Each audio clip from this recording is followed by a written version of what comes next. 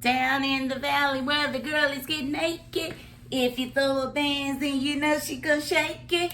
1, 2, break 'em. 3, 4, break 'em. Hey, guys, it's your girl, Tyra Crush, back with another review. And this time it is for P-Valley, the third season in a nutshell. So this video is basically to catch people up who did not watch season 1 of P-Valley, although I recommend you go back and watch it. But if you just ain't got the time to binge watch 8 hours of content, then that's what this little video is for. Okay, so I'm trying to keep it short and sweet just to get you caught up because the new season has started, baby. And I'm coming right back with the first episode review. So, and I haven't seen it because I didn't want to conflate nothing.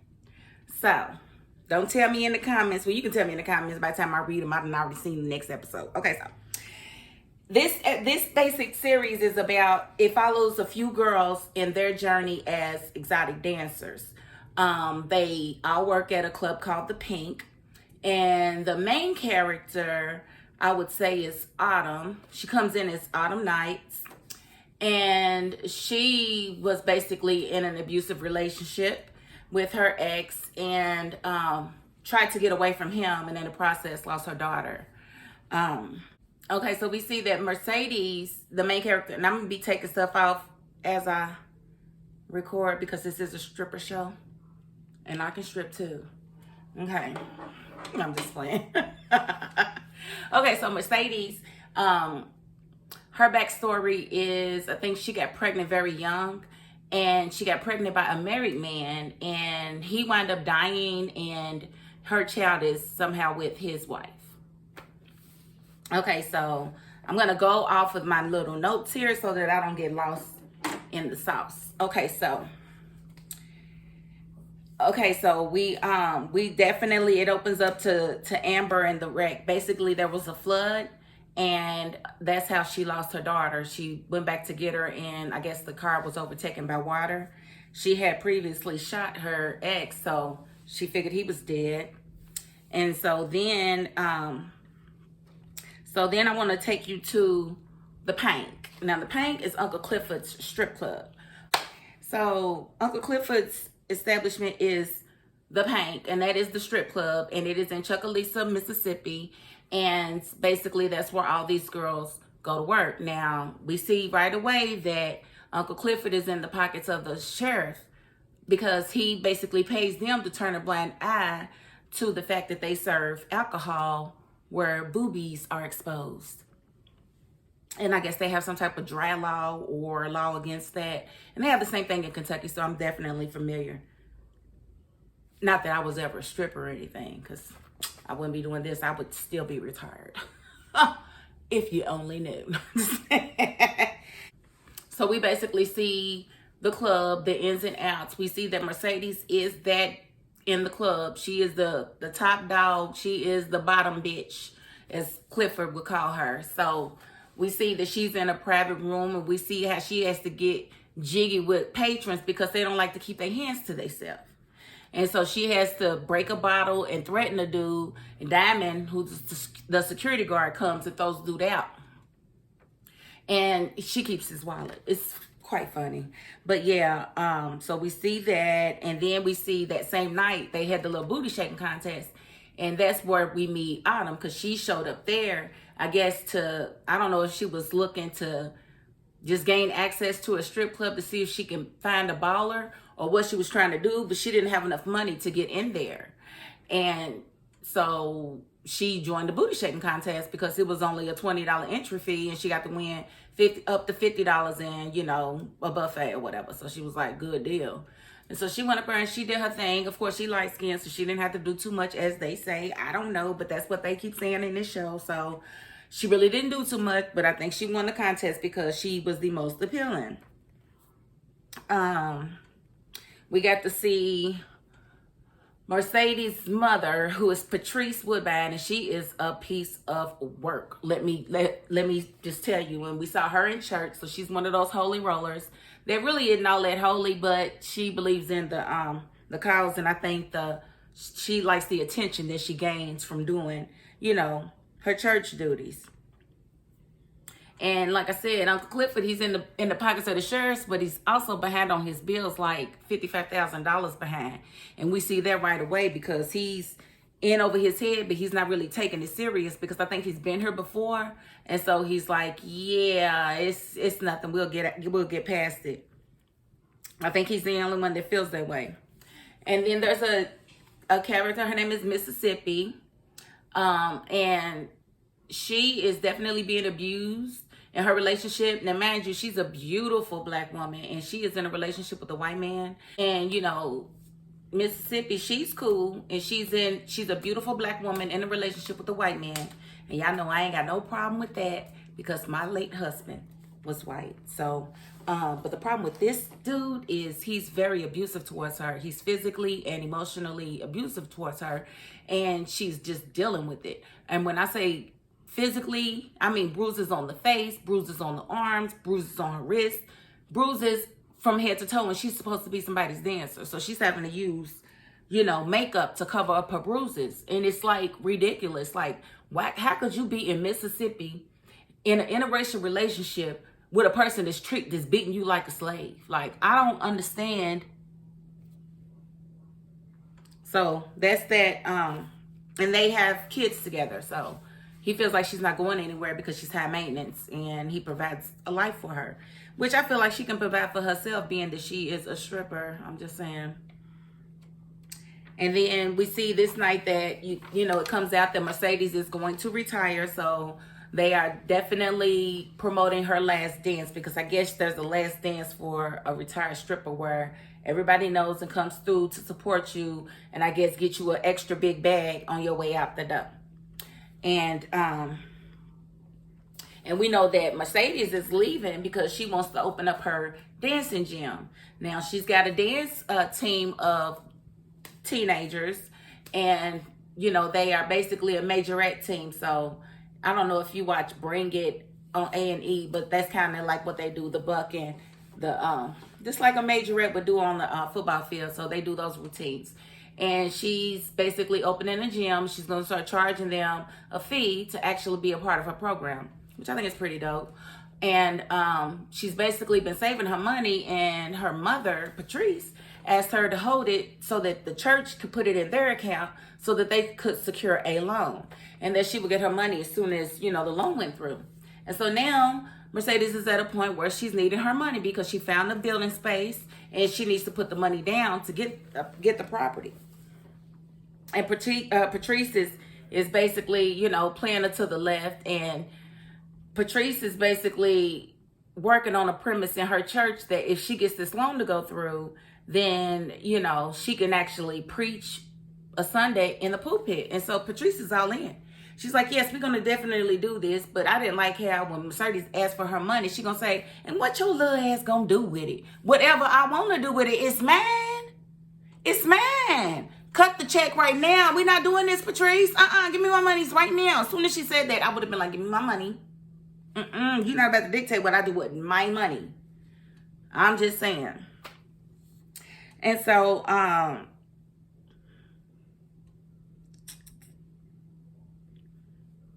okay, and so we also see that Mercedes is online and discovers a secret party that's being thrown by the girls in her dance group or whatever, and she basically gets on them. It's like, no, this ain't happening. Y'all gonna do 50 toe touches, and, you know, before you leave practice. And one little girl was just mouthing off, and she was like, this is not how you want to be portrayed. And the little girl was like, well, you do it, because Mercedes is a stripper. Listen, I was like, ooh, whatever. I don't hear kids. But yeah, she would have got it that day. Like, don't worry about what I be doing. You worry about your little self, because I am grown, you are not. And like she said, I get paid for it. Y'all doing it for free. Shut it down. And so she basically called the party off, and let's see, Uncle Clifford, money is no good at the county clerk's office. I think it's just so funny how he was just running around town trying to pull his favors and whatnot. And everybody was like, we are closed. Your money is no good here. We need cash, or a cashier's check, honey. We can't do anything for you. I thought that was something. Okay, and so the backstory to the Pink and all of its woes is that there is a casino trying to set up shop in Chucalissa, and it wants to be on the water right where the Pink is. And so they sent in an attorney to basically make the deal go through, make a deal with all the landowners and, you know, the small businesses that are in the way of the casino. And they send in Andre. Andre is a tall, dark-skinned, sexy man. Well, they send him in. He's married. His wife lives in Atlanta, and now he's in Mississippi, you know, doing the work, trying to get everything to go through so he can go home to his wife. Well, as he's surveying the land, one girl stands out to him, and that's Miss Autumn Nights. And he starts taking pictures of her, being intrigued by her, and eventually introduces himself. And she's just kind of like, whatever. She ain't really looking at him like that. And so that's where their little friendship started. And I think she invited him in. He didn't go in the first time, but it wound up being Corbin, the third brother of a landowner, needed to meet there because he's always there spending his money with the girls in the Pink. And he was like, this is a good place to have a meeting. And so Andre went there. And of course, Autumn was there, and they got to know each other just a little bit better. Okay, and so the person who has the most to gain from this deal is the mayor. The mayor is basically trying to, I think, save his city all the way down the line. That's one of the goals, but really is to big himself up. He needs this deal to go through because he's going to name a park after himself. And, you know, he feels like it's going to be a good thing for, you know, the people of Chucalissa, which I don't know. A huge casino could be a huge deal, but it could also drain those who don't work at the casino. It could drain their pockets. So I don't know how good of an idea it is, but that's what he's seeing is necessary. And the mayor is Andre's godfather. That's how Andre got the case in the first place, because he figured he could trust Andre to get the job done. And he's just a piece of crap. This mayor is a piece of crap. He is a piece of work. And you can see it. So, and you know, it's kind of like since the Pink was in dire straits, they were like the easy part. It was supposed to be the easy part of the deal. It was getting the landowners to sell their land that was supposed to be in the tough part. Now, Corden, the one I was just telling you about, had the meeting with Andre at the Pink. He has two brothers. They are full blood white. He is mixed. His mother was black. His father is white. His father is his brother's father, but his mother was their maid. So they don't like Corden at all. They don't respect him. They actually have a cotton plantation, and they basically treat him like he's enslaved. Get this for me, get that for me, you know. So it's important to note that that becomes the biggest issue, because Corden doesn't want to sell it for $6 million. He wants to lease it for like $15,000 a month to the casino, which is the smartest thing to do. Unless you plan on dying quick. Like, I don't understand why you wouldn't do that and get the long-term money, because not only do you get the $15,000 a month, you also get 1% of the profits of the casino. So that's like a better deal than just a flat out, because if the casino does well, we do well. Okay, so then we have this character, Little Murder. Little Murder is a rap artist out of Chucalissa, and basically he's trying to get his music played in the Pink and get it solidified by Mercedes, but his music is crapola. And, you know, he's flirting with everybody to try to get it done, but the one person he really wants is Uncle Clifford. Yes, this guy is totally down low. Uncle Clifford, as you know, he will rock a wig, them razor sharp nails, and a beard. He don't care. So, you know, Uncle Clifford is Uncle Clifford, and he's exactly what Lil Murder likes. So Lil Murder's got a manager who really ain't feeling the fact that he's so close with Clifford, and he feels like that's going to mess up his image. I don't know, but he's not willing to give up on Lil Murder. And so Lil Murder keeps trying, and he fully comes on to Uncle Clifford, and Uncle Clifford's like, back up. This ain't what you want. And he's like, yes, it is. And so basically, wears Uncle Clifford down and winds up, you know, they wind up getting the Oochie Coochie on. And he makes Uncle Clifford believe that he wants to be outside with their relationship. And Uncle Clifford's letting him know, no, that ain't what happens around here, because they kill people like us. And Lil Murda was like he didn't care. So that was that. And then we moving on to the next. And I'm doing these by episodes, trying to stay in order. So if I get to talking, don't mind me. Mercedes is still looking for her money. She still ain't got her money back from her mama yet.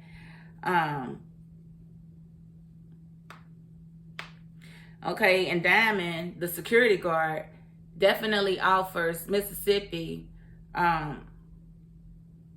relief from her abuser. Basically, he offered to kill her boyfriend, and she was like, no thank you, I can't have that on your conscience. And he was like, better him than you, because if something happens to her, then it's going to be on Diamond's conscience. And Diamond is a sweet, ooh, he is fine. Tyler Lepley plays him, honey. Look at him. That is a scrumptious man, and I am not into the light ones, but this one here, I like him a lot. So yes, I really like his character in this too. He's kind of laid back, chill, but he would knock your block off, and he basically really likes Mississippi, so that's why he's there for her. He keeps her baby when she has to bring the baby to work, which I don't understand why she has to bring the baby to work if she lives with this dude and she's got family. Like, can't nobody keep the baby? Like, whatever. We see Autumn starting to, try to figure out who survived, who didn't, off of, per the flood. And she checked, she saw this suitcase, and there was a whole identity in that suitcase. And she checked to see if that person was alive. They had not been reported, so she started using that person's identity to basically wire herself money from her boyfriend's account. Now, mind you, she believes he's dead, so she doesn't see anything wrong with getting this money because nobody has reported him dead yet, so why not drain the account? And she finds a place that allows them to do unlimited transactions as long as they're under $9,000. And so that's who she starts pushing her money through. And so she's going through, getting these deposits, boom, boom, boom, boom, boom, boom, boom. And she's keeping it all in her locker, in her apartment, whatever. She's not, spending any of it because she needs to get as far away from there as possible. And so Uncle Clifford still wants to know who she is, because remember, she didn't have an ID when she started working at the Pink, and he can get in a lot of trouble for that. So he kept asking her, because he's like, what's really going on with this girl? And so he blackmails her because she overhears, the meeting between Corden and Andre, and she hears Andre turn down a bribe. And so Uncle Clifford bribed her and said, you need to go and get more information for me, and your job depends on it. And he took her ID. It's like, this ain't you. This ain't no more of you than...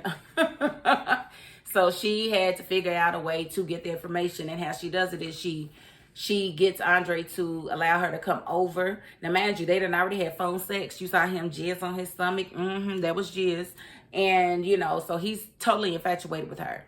And so she comes over and he thinks that they about to have sex or whatever. And she asks for a condom because he didn't have none. And so he had to go downstairs and get a condom. They ain't have none, so he had to go to the store. While he was at the store, she had him open up the laptop. And she's in there getting information, sending it. And so gets Clifford everything he needs and then some. But she also sees the photo with her pictures in it. And that was her excuse to leave because he was weird. And so he gets back and he sees that she's gone. And he's like, man, because he saw that she saw the photo. Okay, and so we find out too that Patrice got played. Basically, the pastor had her get this money so that they could get this loan. They got the loan, and he decided he didn't want no women in his pulpit.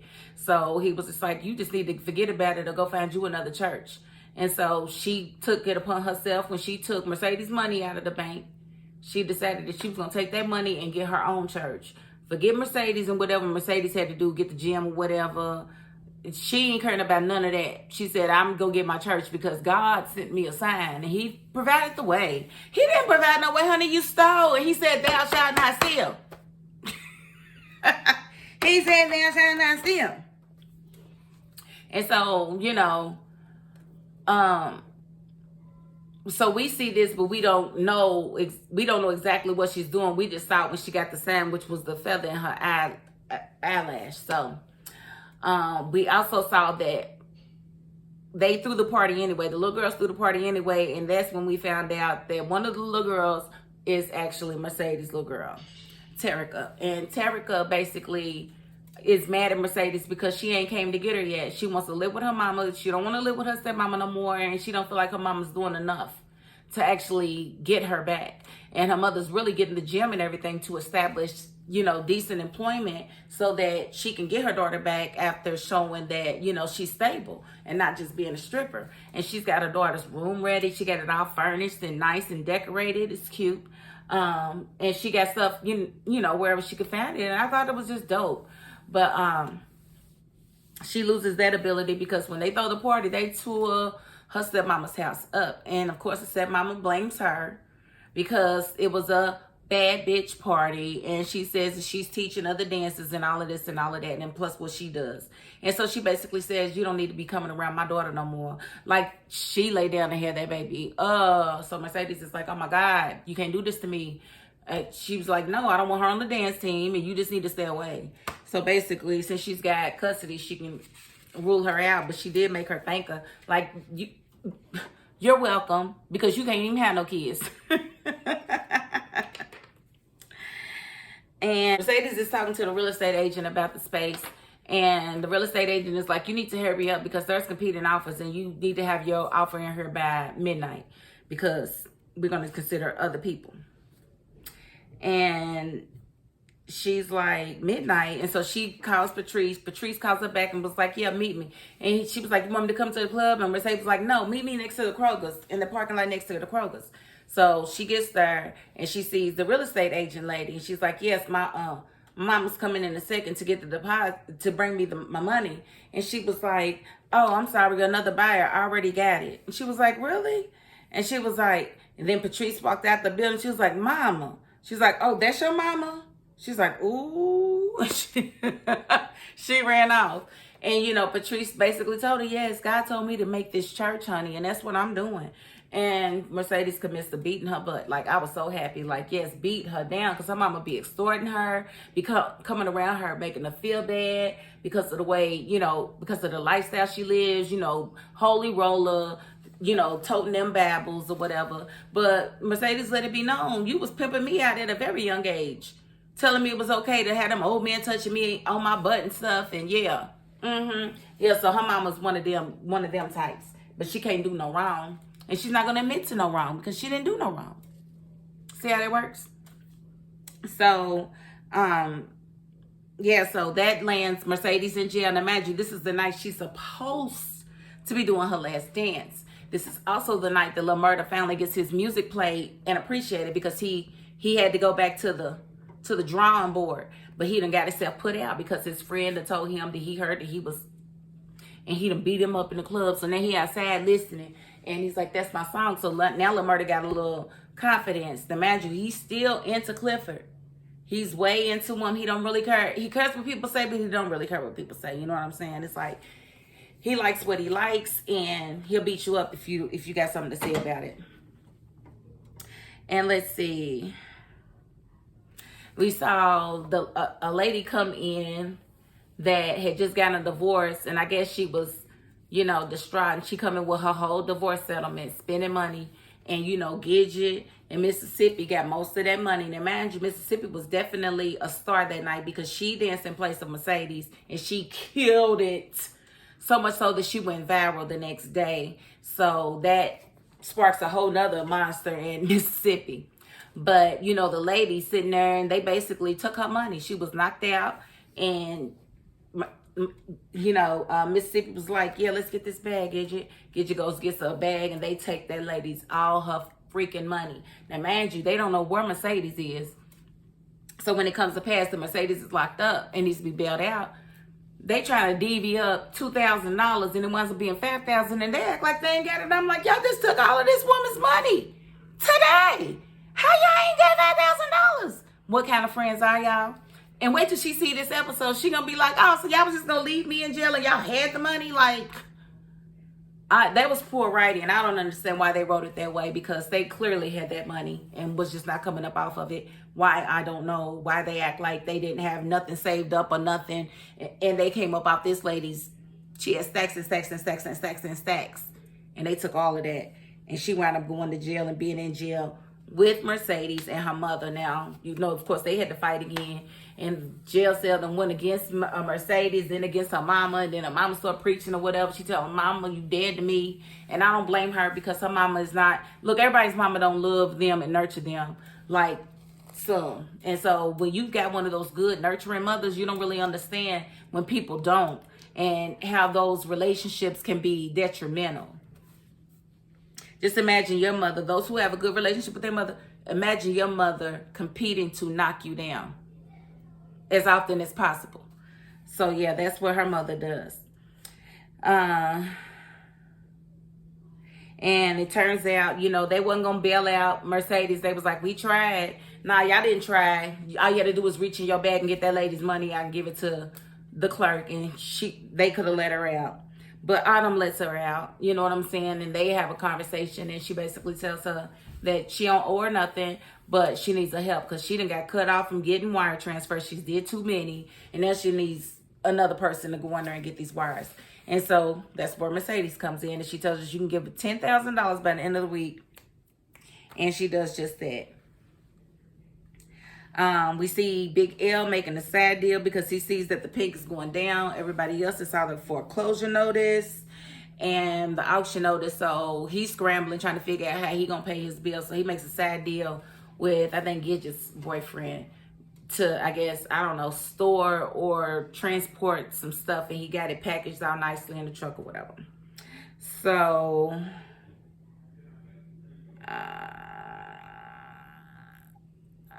okay, and so again, so Mississippi went viral. Her little video got hundreds of thousands of views, which is bringing attention to the Pink and her and Lil Murda, because it was his song that she was dancing to. And so we see that Autumn's ex has tracked her down to Chucalissa and leaves a note with the sheriff that if he sees her to give him a call. And it's like, okay, so when you saw her, why not just tell her that somebody's looking for her and who's looking for her? Why do you just trust that this person is a safe person? Because he had a little tear come out his eye? Is it really, Sheriff? Is that all it took for you? Because you was about to send him on his way like, boy, if you don't go on somewhere. But yeah, she was clearly hiding from him. But no, he ain't take it like that. Let me call him because I see her. Looks like the land deal had came to a head because Corbin was not going to sign to sell anything, and his brothers put a gun on him, and basically was like, we'll kill you. And then they pointed the gun at Andre like the Civil War ain't even ended. It probably ain't even gotten started. And so Corbin's like, I will sign it. I will sign it. And so he signs it under duress, and Andre is just thinking, and he's pissed, he's mad, and his godfather, the mayor, wants the deal done. He's thinking about the people. He's thinking about the fact that they undercut the black owners, you know, the landowners and business owners. They undercut them like a lot. Like they would offer the white barbershop this amount, but the black barbershop can only have this amount, and it's like less than half of the value. So it's crazy how they was doing it, and this is a black mayor, and he was just letting it go down just so that his legacy could, you know, be stronger. Lil Murda actually meets Clifford's grandmother, and she's played by Loretta Devine, and she's crazy as hell. I love it. But he meets her after, you know, they done already been intimate, and, you know, basically Clifford's letting his guards down because Lil Murda is being consistent, and I don't blame him. I mean, what else are you gonna do? And I guess Clifford's thinking, finally, somebody that wants to love me and is loving me and making me feel this good. So I was very, very happy for Uncle Clifford. And they followed that up. Now, mind you, he missed a whole recording session because his peoples called him like, where you at? And he was like, I'll call y'all when I'm on my way, when he was over Clifford's grandmother's house. And they was like, you need to get to the music because you missing sessions and whatnot. So he uses Mississippi. Well, Mississippi inserts herself like he was with her. And so they kissed, this nasty tongue kiss. And mind you, his manager know what's up. And so he just kind of looking at him like, yeah, right, dude, whatever. And so the other people's like, man, get a room, get a room. So they didn't really understand, but the manager knew, but he wasn't gonna tell nobody because he didn't want to mess Lil Murda's image up because that's messing with his money. So we see that Hailey gives Mercedes all her money like she had planned to, and gives her money to get a car to the impound, and basically is going around saying her goodbyes because she's ready to chuck up the deuces and keep it moving. And, you know, she's got enough money and she's just ready to go. And they convince her to stay for the last night in the Pink. Because remember, the Pink is going up for auction. And this is the last night that they have before the auction. And so she decides, okay, I'll stay, I'll play. And Mercedes even stayed to play because she got out, because Clifford got her out. Well, Autumn got her out, but you know what I'm saying? She's there to make her last little bag, you know, say goodbye to her customers and whatnot. Even Coach, who offered her basically a proposition to take an apartment, give him the key, monthly allowance, basically, you know, box seats every season to his games or whatever. And she was just like, let me think about it. Your charity becoming a little expensive. Right, because you're not getting no key to my place, then I ain't got a key to yours. I don't care what you got going on. You got a wife? Tell her I got a key. Because you had to have a key to my shit. Yeah. So that's that's how that works. So we see that Hailey's ex is in the building, and he's basically there to get his money back and to get Hailey back. And when Hailey sees him, she lets him take her to their private room. Long story short, Mercedes senses something's wrong because of the chain of events. Big L was in the back unloading the truck. Diamond was actually, you know, handling the front door, you know, people coming in and out. But, you know, and Diamond was able to see that Krishan's boyfriend was there harassing her. And mind you, he done already offered to kill the dude. They basically, it all comes to a head. Mercedes is helping Autumn in the private room because basically he wants his money or he's gonna kill Mercedes because she done bust the bottle and try to cut him with it. He got that out of her. And, you know, Autumn is supposedly gone to get the money, and she almost left, but she came back. And, you know, basically, long story short, Uncle Clifford realized what's going on, took a gun in the room. They, you know, shots rang out. We figured out that it was Montavious, old girl's boyfriend. Now, mind you, he's in like the Masons. They say he's a Mason. He kept saying that his Mason brothers, his Delta brothers, was gonna come guns blazing if anything happened to him. And being that something happened to him, that makes me feel like the next season is gonna be about them coming back to avenge his death. I don't know. I could be wrong. I don't know. We'll just have to see. But so as before all of that took place, before all of that took place, Little Murda's manager had an industry person come in that was interested in signing him and maybe Mississippi to a deal, a 360 deal. And so he comes in and he's basically like, are you real? Are you fake? You know, because I'm sick of the fake ones. He's like, nah, I'm real. At that moment, here come Uncle Clifford putting his hand on dude's shoulder like, what we doing? And he was like, we about that business right now. And so basically that make Uncle Clifford like, oh, okay, well, y'all have a good evening. And of course, he runs back there like, what's wrong? What's wrong? He was like, you would never. You the one that wanted to say you didn't want to suck an F in the dark. But now, yeah, so basically he embarrassed Clifford, hurt his feelings, made him feel ostracized. And, you know, basically Mississippi had to come to Clifford's defense because dude was like, these men down here don't know if they want to be a man or a woman. And she was like, don't come for my boss. Do not come for my boss. But she's who he really wanted to sign, so he's all in her face, smiling and googly-eyed. Meanwhile, her boyfriend's watching all of this like, what is going on? And so he basically, when he comes up to her and like, I need to talk, she's like, in a minute. She was like, he was like, now. And she was like, I said, wait a damn minute. I was like, you better tell him, girl. Now, mind you, Autumn then gave her the combination to the big lockup because her gun is in there. And Mississippi got that gun. So she's like, don't come to me with all that crazy crap, right? Clifford and Little Murder break up because Clifford's like, when you ready to really, really be yourself, you let me know. Because this Little Murder dude ain't it. Marcus, my Little Murder, So they break up.